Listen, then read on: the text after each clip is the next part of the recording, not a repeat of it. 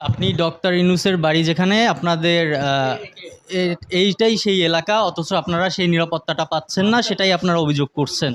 আমাদের অনেক হাঁটতে অনেক ভয় লাগে, বুঝলে এখানে সবাই খুন নিয়ে হাঁটতেছে, সেই জন্য আমাদের অনেক ডর লাগতেছে।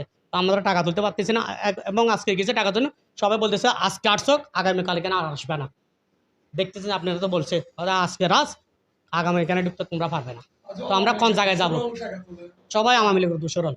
তো আমরা কোন জায়গায় যাই বসবাস করবো? আমরা নিরাপত্তা নেই, আমরা কার কাছে যাব? প্রশাসনে তো আসছে, কিছু করেনি।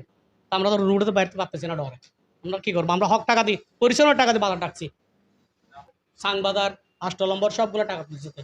আর আষ্টলম্বর সব কিছু মাদক সবগুলো চলতেছে, প্রশাসনে দেখতেছে না।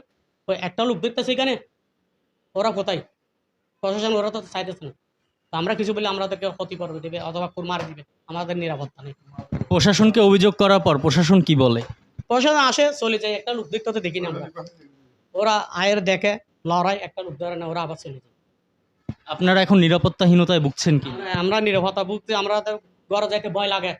অনেক সময় আমাদের ঘটনা হয়ে যে আমরা আমাদের হৃদয় জাত তুলতেছি, আমরা টাকা তুলতে যেতেছি, আমাদের হক টাকা তুলতেছি, তো ওরা দেখতেছে। তো তখন আমরা যদি তখন একা হাঁটি, তখন আমাদেরকে মার দিতেও পারে। ওরা হাত যেতে বন্ধ করতেছে। আমরা তো নিরাপত্তা না, আমরা নিরাপত্তা চাই সরকার কাছে।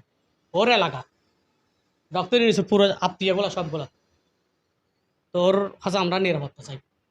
বলতেছেন ডক্টর ইউনূসের এলাকায় আপনি নিরাপত্তাহীনতায় ভুগছেন, তাই তো? হ্যাঁ, ডক্টর নিয়েছে এলাকাতে আমি নিরাপত্তা ভুগতেছি।